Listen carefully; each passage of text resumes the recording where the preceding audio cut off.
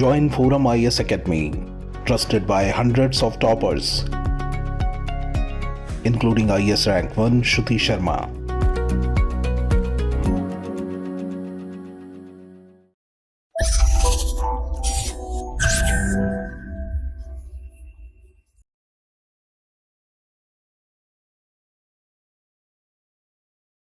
Hello and welcome to ForumIAS. Today is 14th September 2023. This is 𝐒𝐡𝐚𝐬𝐜𝐫𝐢𝐻 here, coming to you with today's news articles. Let us go to the first article.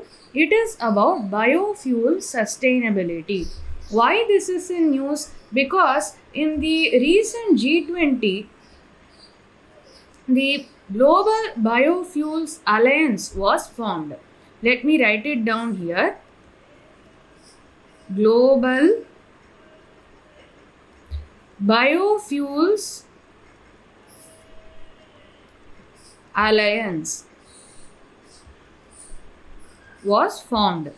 So, the agenda of this international organization to advance the target of 20% ethanol blending with petroleum.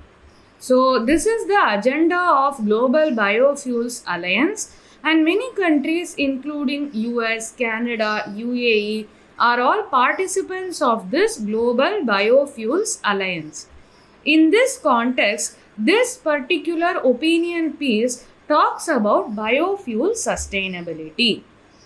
Why biofuels? Because we have the ICE engines. What are ICE engines?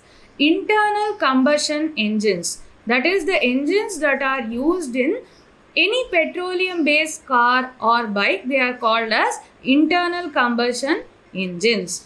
So biofuels can be blended with the currently used petroleum and they can efficiently run on the current ICE engines without bringing up any modification for that engine.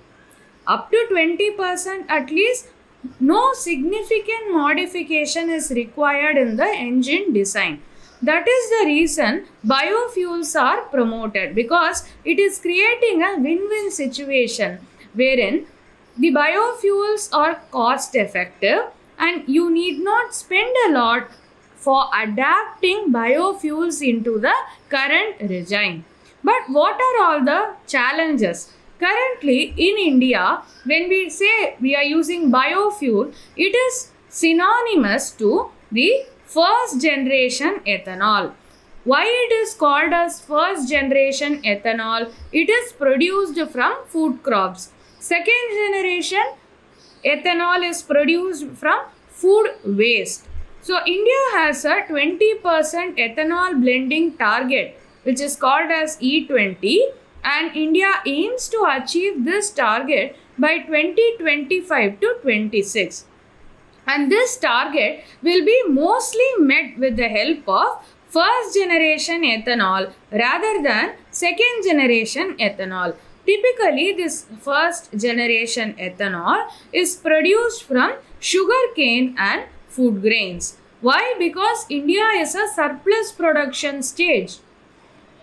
India is producing more than what is required, and we have a very robust food distribution system. In this context, many food grains are not needed for consumption and they are being diverted to produce first generation ethanol. However, it might seem that, okay, we are not creating something additional. We are not creating any additional liability on the system because we are just using the waste, that is excess food grains, for ethanol production. However, it has a sustainability issue. What is that? We will see in the next slide. And in achieving this target, that is 20% ethanol blending target by 2025 to 2026, it is highly unlikely that second generation ethanol would be used. Mostly it would be met using first generation ethanol. If we are using first generation ethanol, that is, we are using food grains to produce ethanol, it leads to groundwater depletion because the food grains, be it rice or commercial crop like sugarcane, they are produced with the help of enormous amount of water, and that irrigation water is mainly groundwater. So if we are using these food grains for ethanol production, it is indirectly leading to groundwater depletion. Also, it leads to food security implications because, as I said earlier, we are producing extra these days. But in long run, this might not be true, right? So in that case, we would have wasted a lot of food grains in producing ethanol.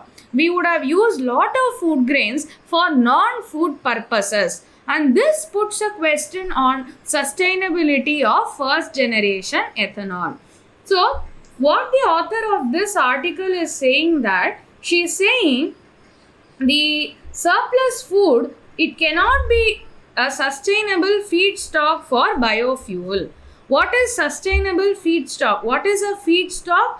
Feedstock is the ingredient that is used to produce biofuel. She is saying that the food grains, sugarcane, they are not sustainable in long run. Why? Because already India's crop yield means what? How much food grains can be produced in a particular year from a particular piece of land. That is crop yield. And this crop yield, they have already stagnated over a number of years, that is at least 5 years. India's food grain production has been stagnant. It has been in the same level. And global warming is expected to reduce yields. So that is why I said, today we are using these food grains, but in the long run, we won't have this much yield. We would be struggling to meet our food requirements. Why? Because global warming is bringing down the yields. Next issue, groundwater depletion.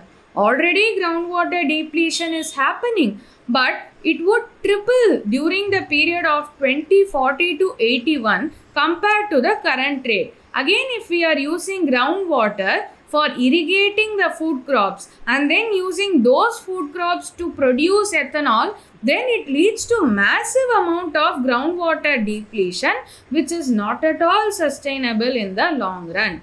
So we have limited resources.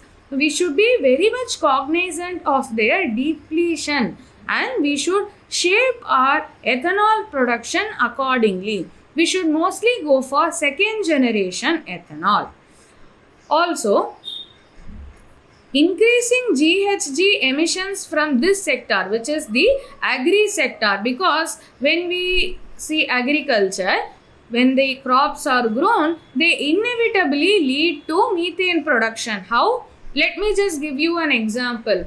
If we are cultivating rice, the rice saplings, they are immersed in water for a long time, which means the saplings which are immersed in water, they will do anaerobic respiration. Anaerobic respiration means in water, oxygen availability will be less. So, they will respirate without using oxygen. Whenever this anaerobic respiration takes place, it leads to methane emissions. And methane, we know that they are well-known greenhouse gases. That is why we are saying that agriculture sector itself emits lot of greenhouse gases. More than that, animal husbandry, cattle farts contain a lot of greenhouse gases. Cattle, when they do digestion inside their stomach, that is the ruminants. Ruminants are those animals like cows, buffaloes, etc. We won't go into detail. When they digest their food, lot of methane is emitted. That is why we are saying that the agriculture sector is already emission intensive sector. Now, if we want to produce food grains for ethanol production, we are increasing the greenhouse gas emissions from agriculture sector to reduce the greenhouse gas emission from the transport sector. So, what is happening? On one hand, emission in agriculture sector is increasing, but we are compensating that with reduction in the emission in transport sector. All in all, what is the effect? The net effect is zero, right? We are not doing something worthwhile. So we have to rethink. So the ethanol blending policy that we have today, why we have this ethanol blending policy, that is the 20% target, because of the surplus sugar production. There is a lot of sugarcane production, and after using the sugarcane to produce sugar, then also there is a lot of remnant sugarcane, and that sugarcane is used to produce ethanol. But why there is surplus sugar production? First of all, because government is providing fair and remunerative price for sugarcane. It is a form of MSP. So government is providing this support for sugarcane cultivation, and that is why sugarcane is considered as a income generating crop. But artificially it is made so. Government has made it remunerative. So we can't say that we are actually using surplus sugarcane. Government is inducing surplus sugarcane production. If we want to save on groundwater, if we want to reduce on emissions, probably we have to reduce the sugarcane production rather than using the excess sugarcane for ethanol production. So we saw how this is leading to zero net effect, and even sugarcane's claim that is it is very profitable, we have excess production, that claim is also unfounded because it is made to be remunerative by the government. So in this context, it is very clear that we should not use food grains or sugarcane to produce ethanol. So what is the way forward here? We have to use waste, agricultural waste, to produce ethanol, that is second generation ethanol. But we have to make the second generation ethanol generation to be decentralized. That is, crop residues do not have to be transported large distances to a central manufacturing plant. Otherwise, if it is transported to a central manufacturing plant, what happens? That will also lead to emissions. So all in all, that aim of reducing emissions will not be fulfilled. So the only way forward is to produce second generation ethanol, that is ethanol production from crop residue to be decentralized. So we have the Global Biofuels Alliance, and we can channel the resources of this alliance to produce technological innovations that will enable smaller scale decentralized biofuel production units. That would be a long run sustainable solution. Okay. The second article is about the Global Stocktake Report. What is this report? What are all the findings of this report? That we will see in the second article. What is the context of this article? Why it has come in the newspaper? That is because the United Nations Climate Secretariat, they made public a synthesis report to discuss the progress achieved by countries in achieving the goals of the Paris Agreement of 2015. We are all very much aware of the Paris Agreement. So this Paris Agreement was when the countries agreed to keep the global temperature from rising beyond 2 degrees Celsius and if possible below 1.5 degrees Celsius. So that was agreed during the Paris Agreement, and the countries also agreed to periodically review and take stock of their efforts in limiting the global temperature rise up to 1.5 degrees Celsius. So in order to achieve this, countries agreed to nationally determined contributions, that is the NDC. NDC are the pledges made by individual countries to reduce their emissions so that all the global countries together can reduce the increase in the global temperature to less than 1.5 degrees Celsius. And during the Paris Agreement, it was agreed that the NDCs might potentially increase. That is, every 5 years the NDC will be reviewed and the countries can potentially increase their commitments. But this increase of commitment was not made mandatory. The countries can by themselves increase their commitments. So the latest NDC was submitted in 2020, and this particular stocktake report, what it does is, before the 2025 review comes in, this stocktake report urges the countries to in order to improve their commitments, to enhance their nationally determined contributions in the upcoming NDC review. So that is the aim of this global stocktake report. What does the report say? It is saying that, so basically the report reviews the progress made towards achieving the targets of the Paris Agreement. The report is saying that the world is not on track to achieve the Paris Agreement targets, but still there is a window which we can capitalize to achieve the Paris Agreement target, but this window is also rapidly narrowing. We should be cognizant of that.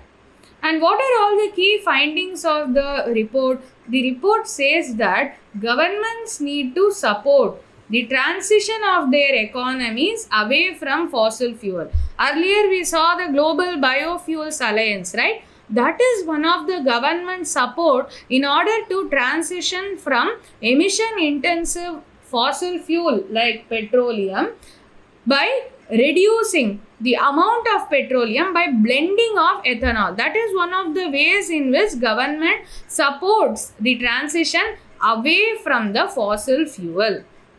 While rapid change could be disruptive, which means if we are to suddenly change from emission intensive economy to a less emission economy, then that would be very difficult to adapt. Say for example, suddenly we are deciding to change from petroleum based vehicles to electric vehicles. Sudden change is not possible. It requires enormous amount of capital, but still the economic transition has to happen at a much faster pace. If not, we are taking sudden change, at least it should happen in a faster pace so that the economic transition from high emission to low emission be equitable and inclusive, which means because of this transition, any person must not be left behind. Any person should not be disadvantaged.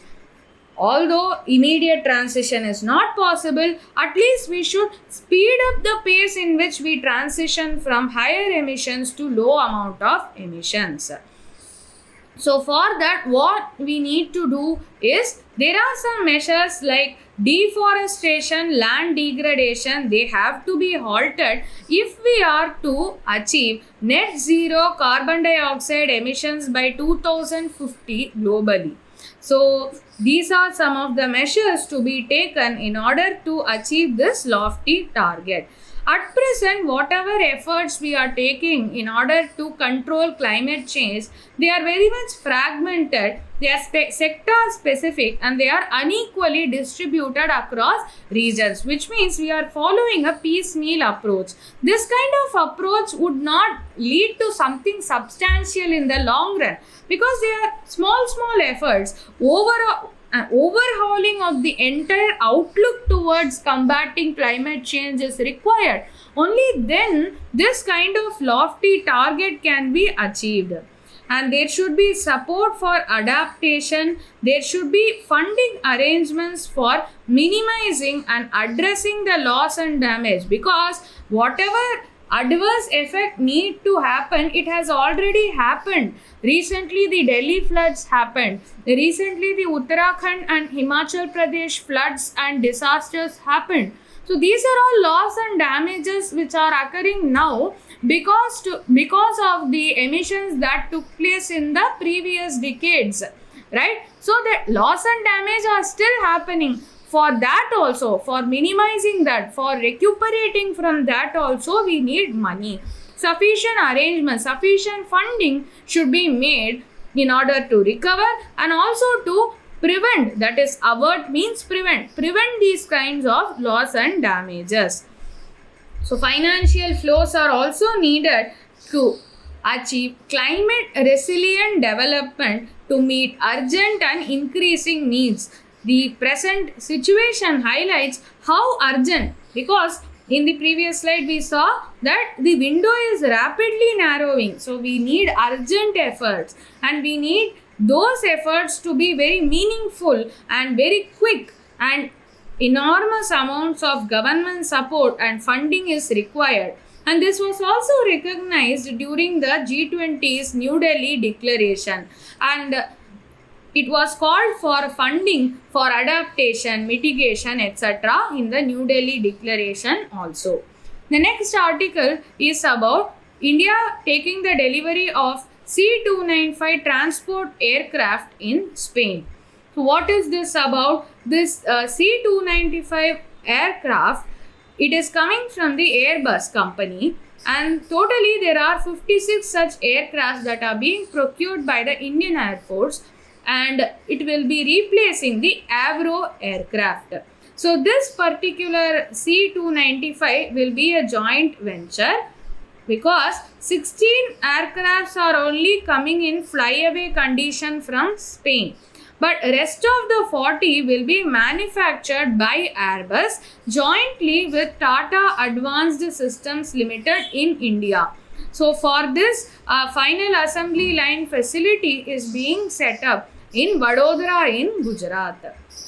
So this particular C-295, it comes with transport configuration, which means this aircraft will be used for transportation purposes, not for combat purposes. But it is equipped with Indian Electronic Warfare Suite, just in case, and it will replace the Avro fleet, which we have already seen. What kind of systems contribute to electronic warfare that are fitted in the C-295 aircraft? The indigenous radar warning receiver, missile approach warning system. Because this is a transport aircraft, that doesn't mean the enemies will not attack this aircraft. So they have this kind of missile approach warning system, indigenous radar warning receiver, and these two equipments are manufactured by the Bharat Electronics Limited. Countermeasure dispensing system, in case a missile is approaching and this particular aircraft has to defend themselves, there is a countermeasure dispensing system also that is made by Bharat Dynamics Limited, which will be fitted in the C-295 aircraft. Also, the components that will be used in this FAL facility in Vadodara, the components are being manufactured in Hyderabad, and they will be supplied to the Vadodara FAL. So what is the capacity of this C-295? It has a carrying capacity of 9 tons, and it can carry up to 71 troops or 50 paratroopers. It can airdrop cargo, it can be used for medical evacuation, and it can even take off and land on short runways and even unpaved runways. That is the advantage, because in undulating terrains also this particular aircraft can be used by the Indian Air Force.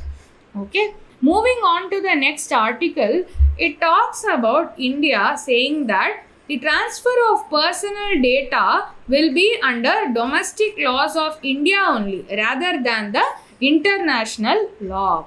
That is, there will be a United Nations treaty to counter cyber crimes, and this treaty will be signed in 2024, and negotiations are going on for this particular treaty.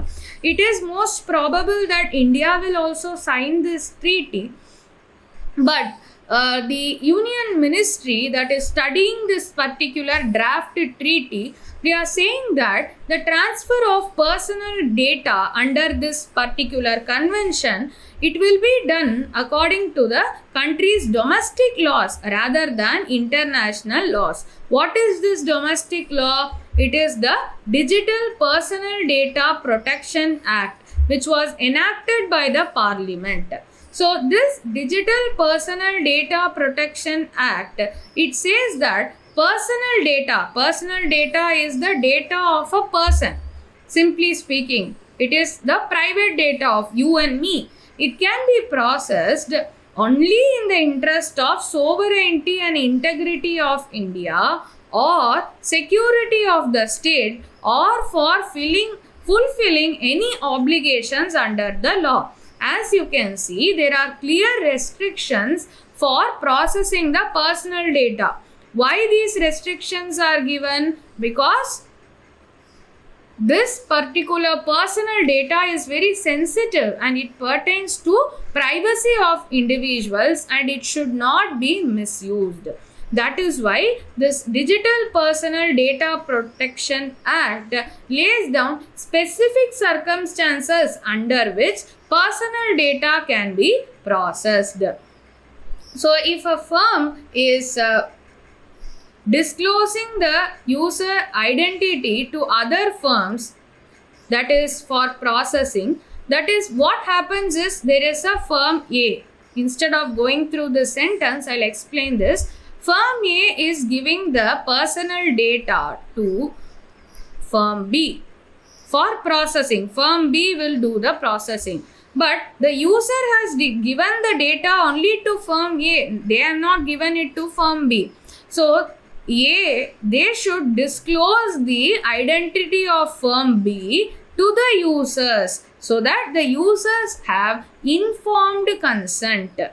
The users are not taken for a ride. The users know who is using their data, who is processing their data on behalf of company A.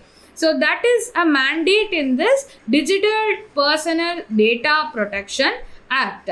Also, the state parties may transfer personal data to a third country only with prior written authorization of original transferring state party. Say for example, Israel has data of India.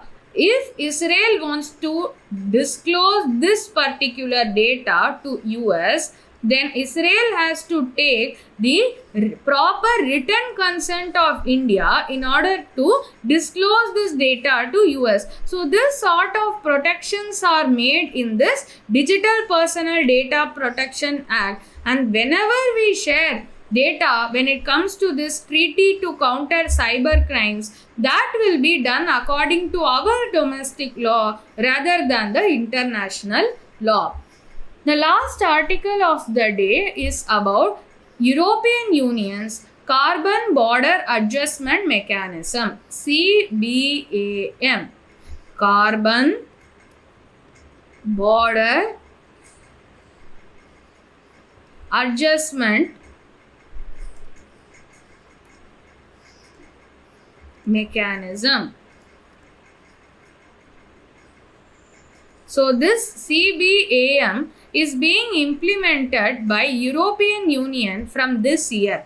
What is it? Why is it causing a concern for our domestic industry? Actually, that is fully explained in this particular article and it is beautifully summarized in this infographic. We will see what it is. So, the Commerce Minister, Mr. Piyush Goyal, he had assured Indian industry that the country is committed to reducing carbon emissions. But however, EU's Carbon Border Adjustment Mechanism is having high standards. Indian companies cannot be right away in a position to follow these measures. So, Government of India is assuring Indian industry that they will not be adversely affected by this new law of EU. So, they will protect, the Indian government will protect the industry's interests during the dialogue with EU. So, why? Because India is exporting a lot of materials, right, from agriculture commodities, steel, cement, etc. to the EU. But the thing is, India's production is carbon intensive than other competitors like China. So this carbon border adjustment mechanism, what is it? Means the industry, they have to disclose what are all the carbon footprint made by the commodity that they are exporting. This has to be disclosed, and if it is beyond a certain threshold, then what happens is, in order to compensate this, a premium will be charged on India's exports, so that India's products will be costlier in EU.